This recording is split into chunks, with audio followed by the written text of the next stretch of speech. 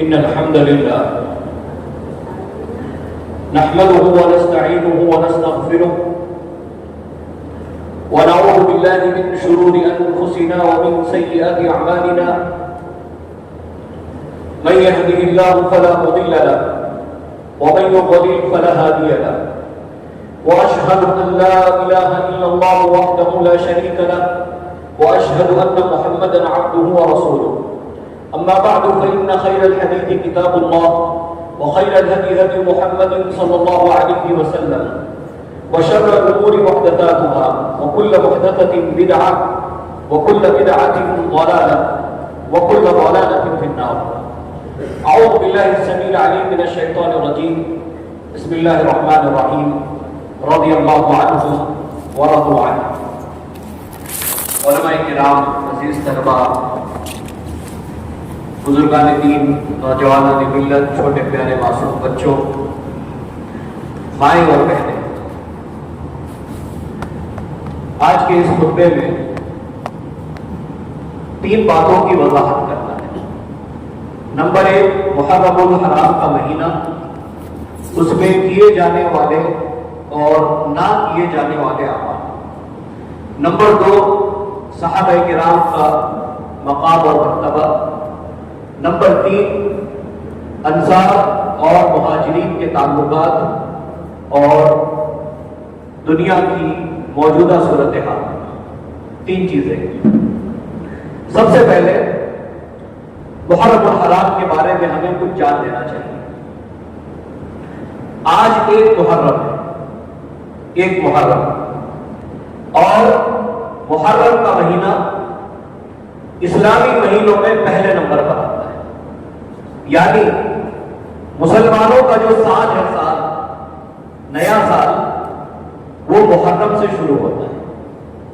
آج مسلمانوں کو 31 یاد ہوتا ہے، جنوری سے نیا سال شروع ہونا یاد ہے، لیکن مسلمانوں کو یہ نہیں پتا کہ ان کا اسلامی سال محرم الحرام کے مہینے سے شروع ہوتا ہے. یہ اسلامی سال کا پہلا مہینہ ہے.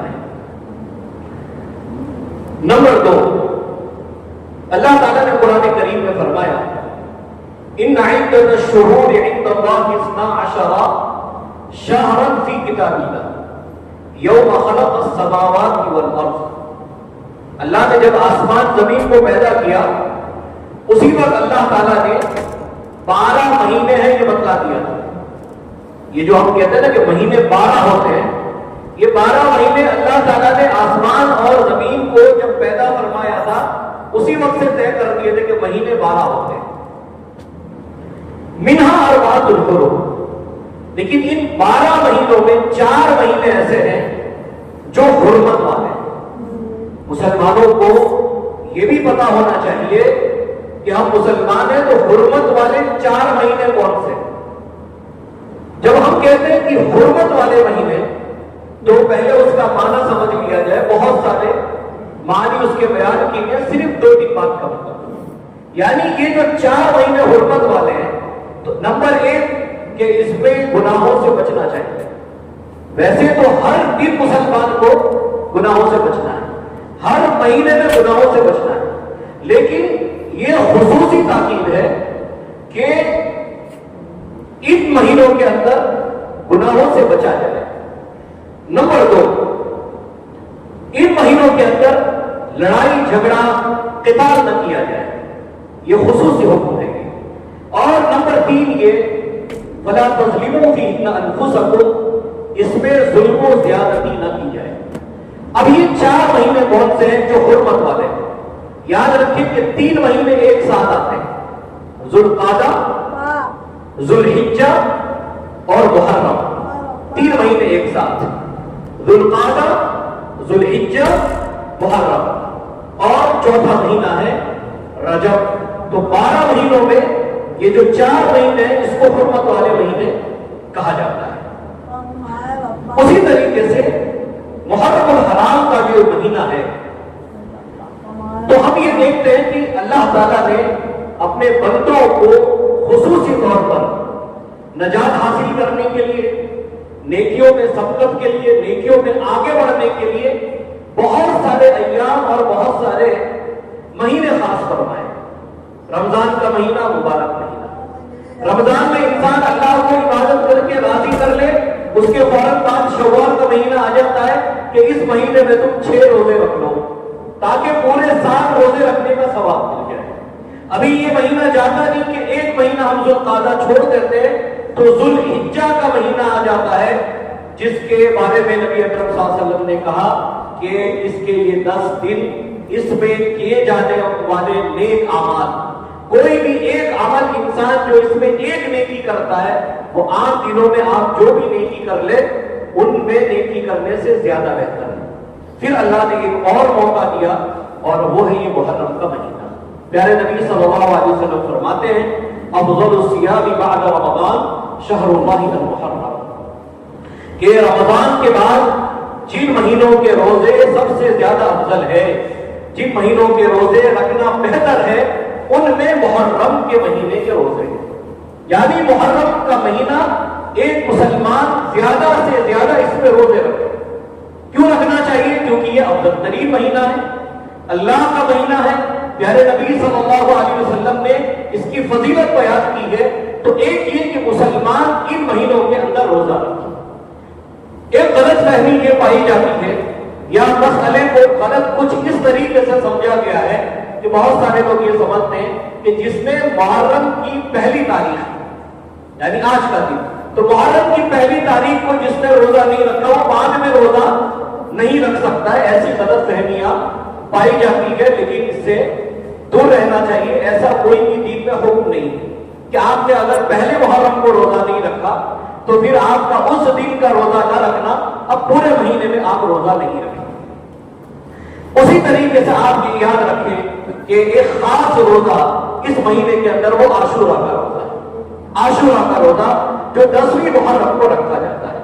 پھر اس میں اہل علم کا اپنا اختلاف ہے کہ 9-10 رکھا جائے, 10-11 رکھا جائے, لیکن بات یہ یاد رکھنی کہ عاشورہ کا جو ہم روزہ رکھتے ہیں تو پیارے نبی صلی اللہ علیہ وسلم نے فرمایا, صحیح مسلم کی حدیث ہے, یکفر السنہ الماضیہ, کہ آپ کے پچھلے سال کے پچھلا جو ایک سال ہے اس کے گناہ اللہ تعالیٰ معاف کر دیتا ہے. یعنی کہ یہ ایک روزہ رکھنا اس سے آپ کے گزرے ہوئے پچھلے ایک سال کے گناہ معاف ہو جاتے ہیں.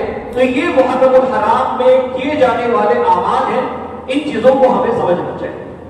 دوسرا کہ محرم الحرام کا مہینہ جب بھی اس کی بات ہوتی, جب بھی اس کا ذکر آتا ہے تو ہجرت کو یاد کیا جاتا ہے. ہجرت, اور اس پر انشاءاللہ آپ کے سامنے بات چیت ہوگی. محرم الحرام کے مہینے میں اور جو چیزیں ہم کو یاد رکھنی ہے کہ محرم الحرام کے مہینے میں مسلمانوں میں ان کو مسلمان کہا جاتا ہے, حالانکہ وہ نام کے مسلمان ہیں, نام کے مسلمان صحیح معنوں میں اگر کہا جائے, لیکن ان کو لوگ مسلمان شمار کرتے ہیں. ان کا ایک طبقہ ہے جو اس محرم الحرام کے مہینے میں نوحہ ماتم کرتا ہے. ماتم کرنا, نوحہ کرنا. پیارے نبی صلی اللہ علیہ وسلم نے فرمایا اربعون فی امتی من امر الجاہلیہ, کہ 4 چیزیں ایسی ہیں میری امت میں جو جاہلیت کے امر میں سے ہے, جاہلیت کے کاموں میں سے. یعنی 4 چیزیں ایسی ہیں جو میری امت کر رہی ہے, میری امت کرے گی, اور ان میں سے ایک چیز جو آپ نے فرمایا جو جاہلیت کے معاملات میں سے ہے, ان میں سے ایک چیز صرف میں بیان کرتا ہوں, وہ ہے النیاحہ, نوحہ اور ماتم کرنا.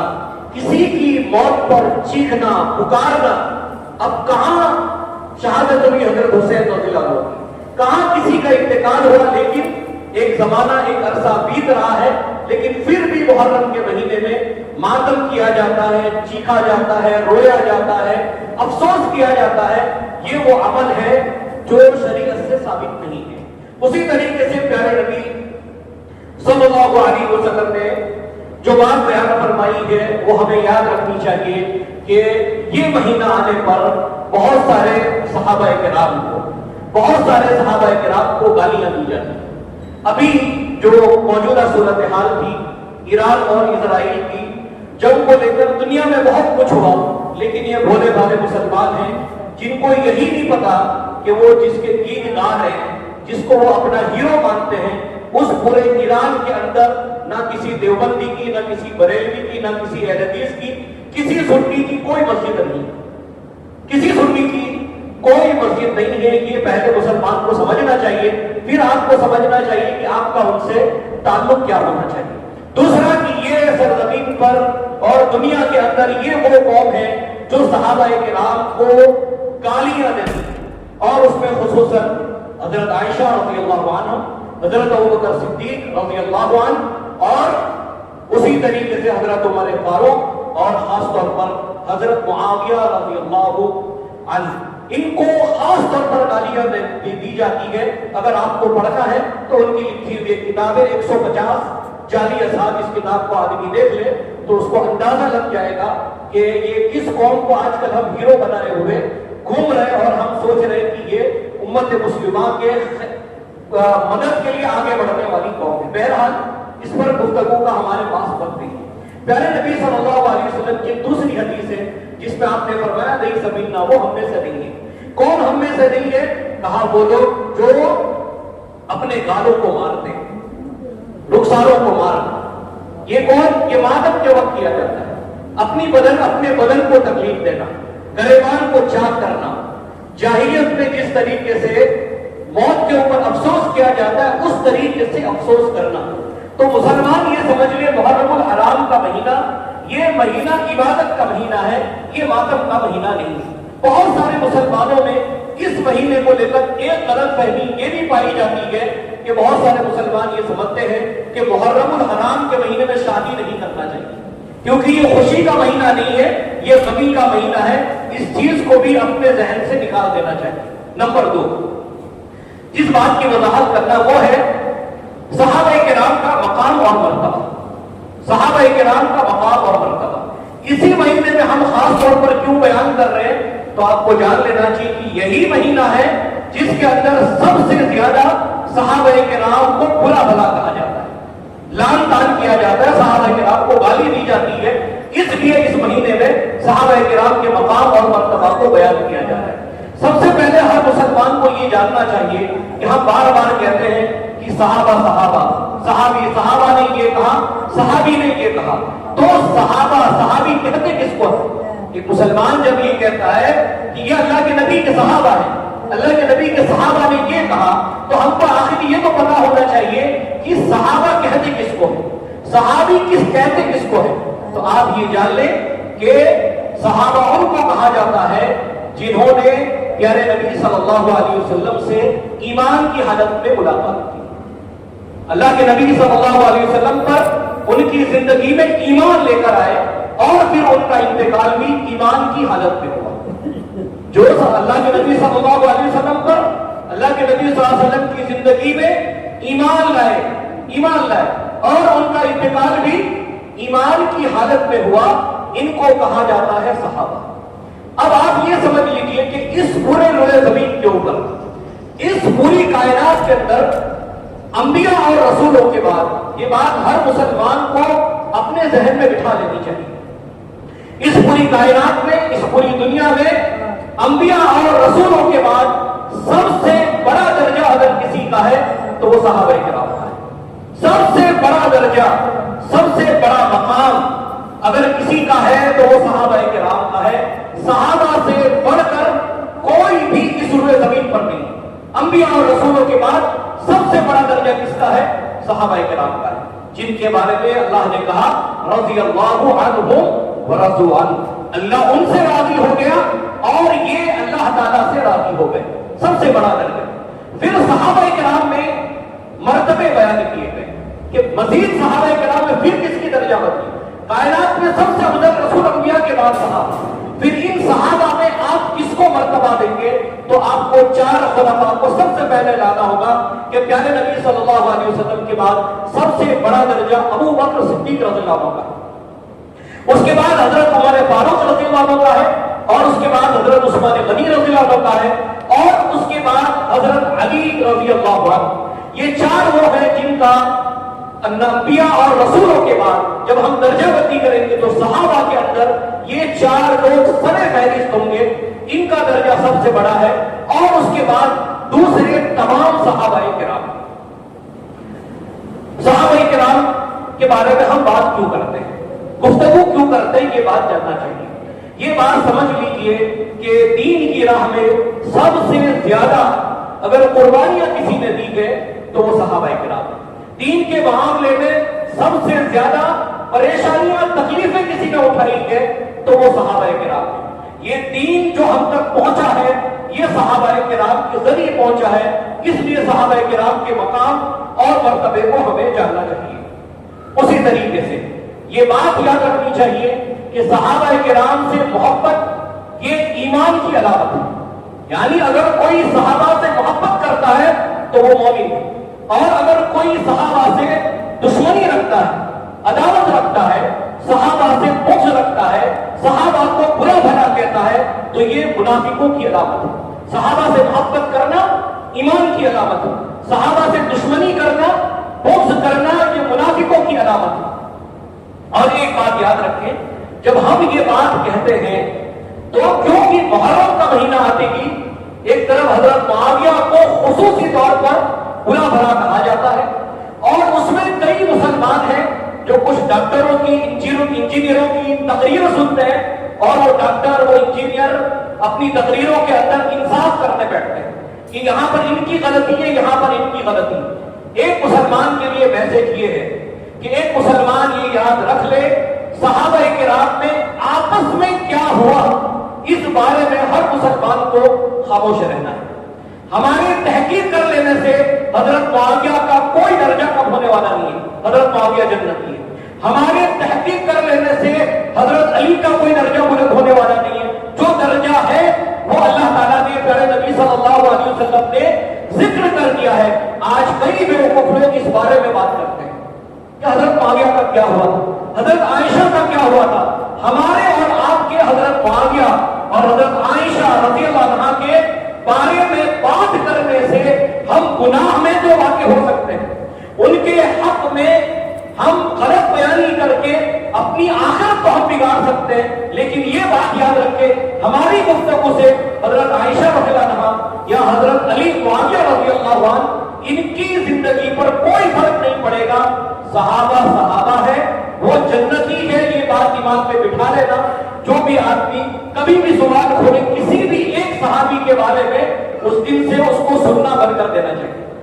جب بھی کوئی آدمی، کوئی ڈاکٹر، انجینئر، کوئی مولوی کسی بھی صحابی کے بارے میں غلط بات، ایک بھی غلط بات بول دے اس دن سے اس کی تقریر کو، اس کی باتوں کو سننا بند کر دینا چاہیے. یہی ہمارا فرض ہے. صحابہ کرام کے بارے میں اور بات آپ یہ یاد رکھ لیں کہ صحابہ کرام کی طرح ایمان لائیں گے تو ہی ہم ہدایت یافتہ ہیں، تو ہی ہم سیدھے راستے پر ہیں. اللہ تعالیٰ فرماتا ہے فَإِنْ آمَنُوا بِمِثْلِ مَا آمَنْتُمْ بِهِ فَقَدِ اهْتَدَوْا. اگر آپ ہدایت یافتہ ہونا چاہتے ہیں، صحیح راستے پر آپ قائم رہنا چاہتے ہیں، سیدھے راستے کو اپنانا چاہتے ہیں تو آپ کو ایمان بھی ایسے لانا ہوگا جیسے صحابہ ایمان لائے.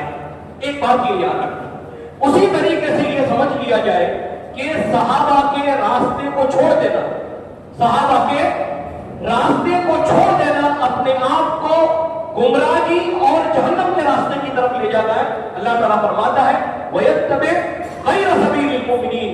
یہ غیر سبیل المؤمنین کیا ہے؟ صحابہ کرام کے راستے کے علاوہ دوسرا راستہ. وَيَتَّبِعْ غَيْرَ سَبِيلِ الْمُؤْمِنِينَ نُوَلِّهِ مَا تَوَلَّىٰ وَنُصْلِهِ جَهَنَّمَ وَسَاءَتْ مَصِيرًا. صحابہ کا راستہ جہاں آپ نے چھوڑ دیا، صحابہ کا طریقہ آپ نے جہاں چھوڑ دیا، اب آپ نے اپنے آپ کو جہنم کے راستے پر لگا دیا ہے.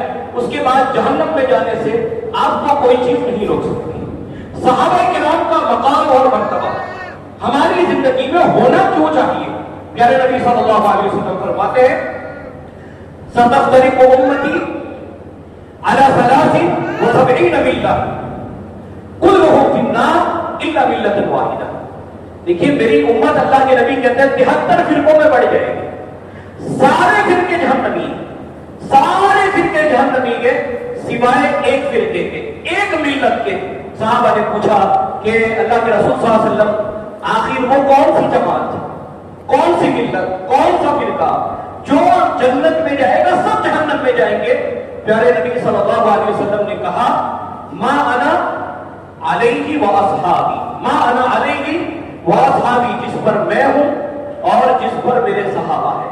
یعنی جس راستے پر میں اور میرے صحابہ کے اس راستے کو جو جماعت، جو قوم، جو فرقہ اپنائے گا وہ جنت میں جائے گا، اور جس نے پیارے نبی صلی اللہ علیہ وسلم اور صحابہ کے راستے کو چھوڑ دیا وہ جہنم میں جائے گا۔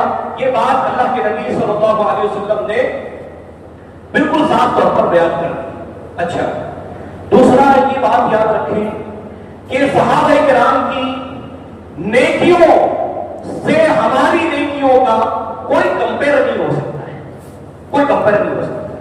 جو نیکیاں صحابہ نے کر لی ہے اس کے بعد پوری کائنات کے لوگ مل کر جتنی بھی نیکیاں کر لے وہ صحابہ کی ایک معمولی نیکی کے برابر بھی نہیں ہو سکتی ہے۔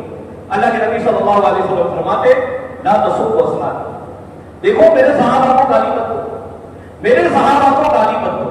جب لفظ سب آتا ہے اور گالی آتا ہے تو ہم یہ سوچتے ہیں کہ گالی کا مطلب صرف وہی ہے جو ہمارے عام طور پر گالیاں دی جاتی، نہیں۔ جب کہا جائے میرے صحابہ کو گالی مت دو، اس کے اندر ہر چیز شامل، صحابہ کو برا بھلا نہیں کہنا، صحابہ کی شان میں کوئی گستاخی نہ کرنا، صحابہ کے بارے میں کوئی عیب نہ نکالنا، صحابہ کے بارے میں کسی بھی قسم کی کوئی بھی غلط بات کہنا گالی۔ میرے نبی کہتے ہیں لا تسبوا اصحابی، میرے صحابہ کو گالی مت دو۔ کیوں گالی مت دو؟ لو انفق احدکم مثل احد ذهبا ما بلغ مد احدهم ولا نصیفہ۔ یاد رکھو میرے صحابہ کو گالی مت دینا، تم ایک احد پہاڑ کے برابر سونا خرچ کر دو، صدقہ کر دو۔ احد پہاڑ جو مدینہ میں واقع ہے، اس احد پہاڑ کے برابر تم صدقہ کر دو سونا، اتنا سونا تم اللہ کی راہ میں دے دو تو بھی ما بلغ مد احدہم ولا نصیبہ، تو بھی صحابہ کرام کا ایک مد صدقہ، ایک مد کتنا ہوتا ہے؟ اس میں اہل علم میں اختلاف ہے، آدھے کلو سے زیادہ، کوئی کہتا ہے 650 گرام، کوئی کہتا ہے 700 گرام۔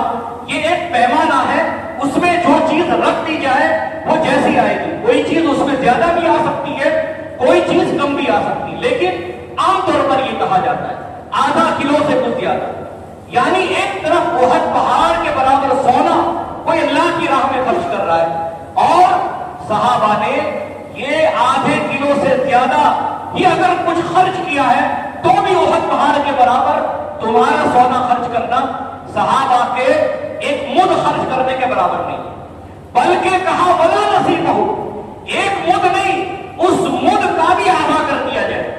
آدھے کلو سے جو کچھ زیادہ ہے 300 گرام، 350 گرام بھی صحابہ نے اگر خرچ کیا ہے تو پوری کائنات کے اندر جو کوئی کچھ بھی خرچ کرے گا اس کی برابری نہیں کر سکتا ہے۔ یہ صحابہ کا مرتبہ ہے۔ بہرحال وقت نہیں ہے، 10 منٹ کے اندر جو ہمارا خطبے کا جو تیسرا حصہ ہے وہ بیان کرنا چاہتا ہوں، وہ ہے مہاجرین اور انصار کے تعلقات، مہاجرین اور انصار کے تعلقات اور موجودہ صورتحال۔ مہاجرین کس کو کہتے ہیں یہ پہلے سمجھ لینا چاہیے۔ ہم بات کرتے ہیں جب بھی ہجرت کی تو ہجرت کس کو کہا جاتا ہے؟ الانتقال من بلد الی بلد آخر، کسی ایک شہر سے، کسی ایک ملک سے دوسرے ملک کی طرف چلے جانا۔ ایک شہر چھوڑا دوسرے شہر کی طرف چلے گئے، ایک ملک چھوڑا دوسرے ملک کی طرف چلے گئے، اس کو کہا جاتا ہے ہجرت، اس کو کہا جاتا ہے ہجرت کرنا۔ اب ہمارے سامنے دو قسم کے صحابہ ہیں، ایک صحابہ وہ ہیں جن کو مہاجرین کہا جاتا ہے، ہجرت کرنے والے صحابہ، وہ صحابہ کہ جنہوں نے مکہ میں اپنا گھر چھوڑ دیا اللہ اس کے رسول کے حکم پر، اور دین کے معاملات میں جو پریشانیاں آ رہی تھی کھل کر کے عبادت نہیں کر پا رہے تھے، عبادت کے معاملات میں پریشانی تھی، تو وہ صحابہ کہ جنہوں نے اللہ اس کے رسول کے حکم پر اپنا گھر چھوڑ دیا۔ کسی آدمی کے لیے اپنا گھر چھوڑنا آسان بات نہیں ہے۔ آج آپ کو کہا جائے اپنا گھر چھوڑ کے چلے جاؤ، آسان نہیں ہے، گھر کو چھوڑ دیا۔ مہاجرین وہ صحابہ جنہوں نے اپنے رشتہ داروں کو چھوڑ دیا، مہاجرین وہ صحابہ جنہوں نے اپنا مال چھوڑ دیا، مال، اپنی کمائی ہوئی دولت۔ مہاجرین وہ صحابہ جنہوں نے اپنی سواریاں چھوڑ دی، کسی کے پاس اونٹ تھا، کسی کے پاس گھوڑا تھا، اس وقت جن کے پاس زندگی گزارنے کے جو سامان تھے وہ سامان انہوں نے اللہ کے حکم پر مکہ میں چھوڑ دیے. کہاں آ گئے؟ مدینہ آئے. اور یہی ہے ہجرت کرنا. مدینہ پہنچ گئے. ان کو کہا جاتا ہے مہاجرین صحابہ. اس کے بعد جو مدینہ میں موجود تھے ان کو کہا جاتا ہے انصار صحابہ یا انصاری صحابہ. اور اس کا نقشہ قرآن کریم کی اس آیت میں ہے. پھر اس تعلقات کو چھوڑ دینا چاہیے. ایک مسلمان خالی یہی سوچ لے کہ آج ایک انسان اللہ کے حکم پر ایک مسلمان آج کے زمانے میں بیڑی نہیں چھوڑ سکتا ہے, سگریٹ نہیں چھوڑ سکتا ہے, تو یہ مسلمان اپنے گھروں کی قربانی کیا دے گا؟ جو مسلمان اللہ کے حکم پر ایک بیڑی سگریٹ کو قربان نہیں کر سکتا ہے, اس کی ہجرت نہیں کر سکتا, اس کو نہیں چھوڑ سکتا ہے, وہ تو صحابہ تھے. گھر چھوڑ دیا, رشتہ دار چھوڑ دیے, مال چھوڑ دیا, سواریاں چھوڑ دی, جانور چھوڑ دیے, سب چھوڑ دیے. دوسرے صحابہ انصاری صحابہ. یہ کون ہے؟ اللہ تعالیٰ فرماتا ہے والذین تبوؤا الدار والایمان من قبلہم. پہلی بات یہ بیان فرمائی, یہ انصاری صحابہ کو کہ مہاجرین جو صحابہ تھے ان کے مدینہ پہنچنے سے پہلے ہی مدینہ میں وہ موجود تھے, ان کا گھر بر آباد تھا. ایک یہ. دوسرا کہ مہاجرین صحابہ جو ہجرت کر کے مدینہ گئے ان سے پہلے ہی وہ ایمان لا چکے تھے, موجود بھی تھے اور ایمان بھی لا چکے ہیں. والذین تبوؤا الدار والایمان من قبلہم. اس آیت کریمہ میں مال فی کو تقسیم ہونے کا معاملہ ہے کہ مال تقسیم کیا جائے گا ان میں ان کا بھی ذکر آیا. انصار صحابہ مدینہ میں پہلے سے موجود اور ایمان بھی مہاجرین سے پہلے لے آئے. اب ان کی خوبیاں کیا تھی؟ پھر آپسی تعلقات دنیا کے آپ دیکھیں گے. والذین تبوؤا الدار والایمان من قبلہم یحبون من ہاجر الیہم. ان کی پہلی خوبی یہ ہے انصاری صحابہ کی, مدینہ والے صحابہ کی, کہ وہ ان سے محبت کرتے ہیں جو ان کی طرف ہجرت کر کے گئے. یعنی مکہ چھوڑ کر جو لوگ مدینہ پہنچے ہیں ان مدینہ پہنچنے والے صحابہ سے یہ محبت کرنے والی قوم. اب آپ کو محبت کا اندازہ لگانا ہو تو آپ کبھی اپنا گاؤں چھوڑ کر جائیں گے, کسی جگہ آپ جائیں اور اس جگہ جانے کے بعد آپ کو کوئی کھانے پینے کا نہ پوچھے, آپ جس جگہ جائیں وہاں سے لوگ آپ کو بھگا دیں, آپ کی کوئی عزت نہ کرے, آپ کا کوئی احترام نہ کرے, تو آپ اپنے گاؤں آنے کے بعد کیا کہیں گے؟ ارے وہاں گئے تھے, وہاں کے لوگ بڑے بیکار ہیں, کسی سے محبت نہیں کرتے, وہاں کسی نے کھانے کا نہیں پوچھا, پانی کا نہیں پوچھا, بدتمیز لوگ, احترام نہیں کرتے, ایسا ہم کہیں. لیکن یہ وہ لوگ یحبون من ہاجر الیہم, وہ ان سے محبت کرتے ہیں جو ان کی طرف ہجرت کر کے گئے.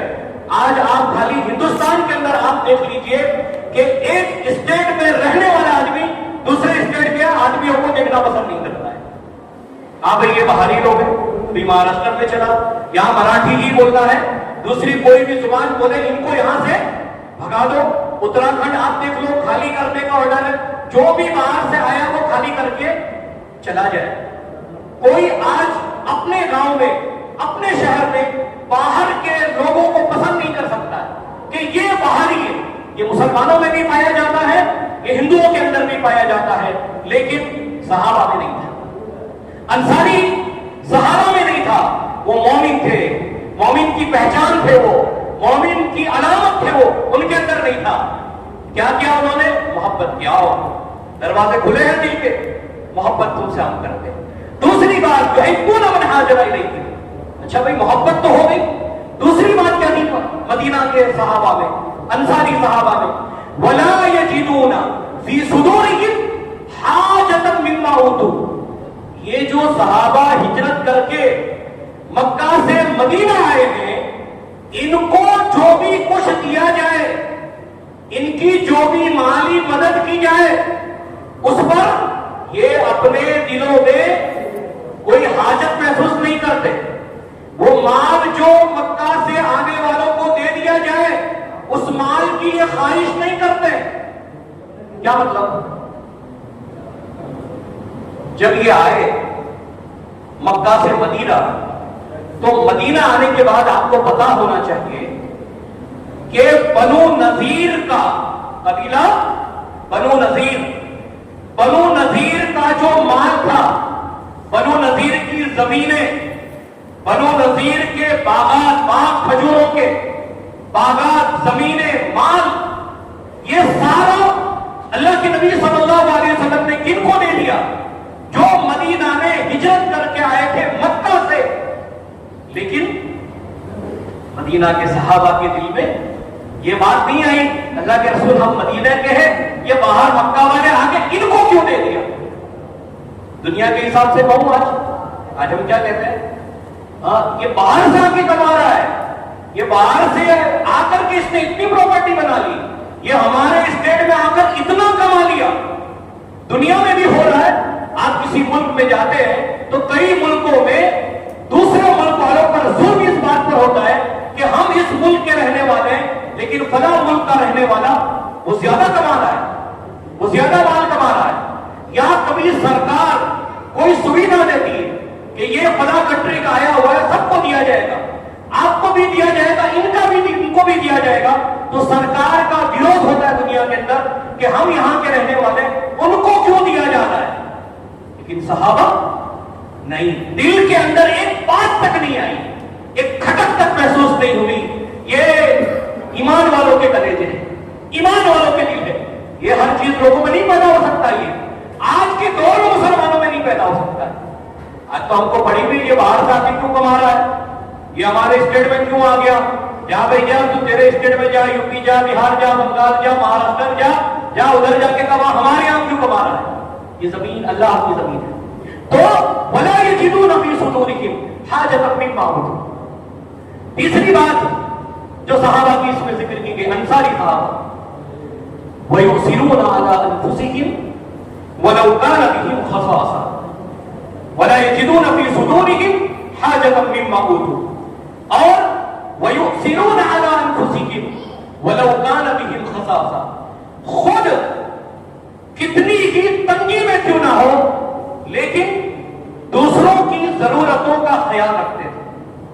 یہاں ایک بات سمجھنا ہے، یہ جو وَيُؤْثِرُونَ عَلَىٰ أَنفُسِهِمْ وَلَوْ كَانَ بِهِمْ خَصَاصَةٌ کا بہت زیادہ ڈیپ میں نہیں جاتے، صرف آپ اتنا سمجھ لیجئے کہ یہ وہ لوگ تھے کہ جن کے پاس اپنی ضرورت پورا کرنے کا کوئی سامان ہوتا لیکن وہ سامان بھی اگر کوئی ایسا آدمی آ جاتا، ایسا مہاجر آ جاتا کہ جس کو ہم سے زیادہ ضرورت ہے وہ بھی اس کو دے دیتے تھے. آپ مان لیجئے کہ میرے گھر میں آج کھانا بنا ہوا ہے تو یہ کھانے کی مجھے ضرورت ہے، لیکن میں یہ دیکھ رہا ہوں کہ کوئی ہے جو مجھ سے زیادہ پریشان ہے، اگر میں یہ کھانا اس کو دے دوں تو اچھا رہے گا. یہ صحابہ کرام تھے جو اپنی ضرورت تو ہوتی تھی کہ نہیں یہ مجھے چاہیے یہ، لیکن دیکھا کہ نہیں وہ میرا ساتھی بڑا پریشان ہے. اس کے لیے آپ یہ دیکھیے کہ پیارے نبی کی خدمت میں ایک مہمان آیا تو اللہ کے نبی صلی اللہ علیہ وسلم نے گھر میں پوچھا کچھ ہے؟ کہا کچھ نہیں ہے، پانی کے سوا کچھ نہیں ہے. ایک دوسرے صحابی تھے، انہوں نے کہا میں لے جاتا ہوں، اللہ کے رسول میں مہمان نوازی کرتا ہوں. اور آج اپنے بھائیوں کو مہمان نوازی کرنا، کسی کو کھانا کھلانا، ہمارے اوپر تو سر پہ پہاڑ پڑ جاتا ہے. یہ اچانک کون آ گیا یہاں پہ، ابھی کون ان کو کھلائے گا؟ محبت ایمان کی کیا ہوتی ہے؟ تو صحابی نے کہا اللہ کے رسول میں کھلا دیتا ہوں. گھر میں گئے، پوچھا کچھ ہے؟ کہا کہ اتنا ہے جس سے بچے اپنا پیٹ بھر لیں گے، بچے کھانا کھا لیں گے.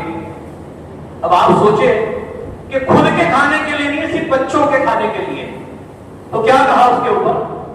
اس کے اوپر یہ کہا اچھا بچوں کو تسلی دے کے سلا دینا بچوں کو، اور جب کھانا سامنے رکھنا تو دیا جلا لینا دیا. پھر جب کھانا کھانے لگے تو دیا بجھا دیں گے تاکہ مہمان کو یہ بھی پتا نہ چلے یہ بھی پتا نہ چلے کہ ہم نے خود نہیں کھایا. بچوں کو اپنے سلا دینے والے, تسلی دے کے سلا دینے والے, خود بھوکے رہنے والے, ایسی قربانیاں کہاں ملے گی؟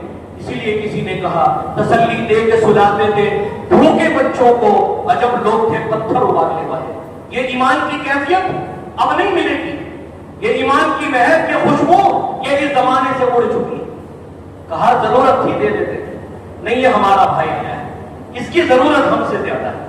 اور آخری بات بول کر خطبہ ختم کرتا ہوں, حالانکہ 5 منٹ زیادہ ہونے جا رہا ہے. آخری بات جو اس آیت کریمہ میں کہی گئی, وَمَن يُوقَ شُحَّ نَفْسِهِ فَأُولَٰئِكَ هُمُ الْمُفْلِحُونَ. اور جو آدمی اپنے نفس کی بخیلی سے بچا لیا گیا وہی کامیاب ہے.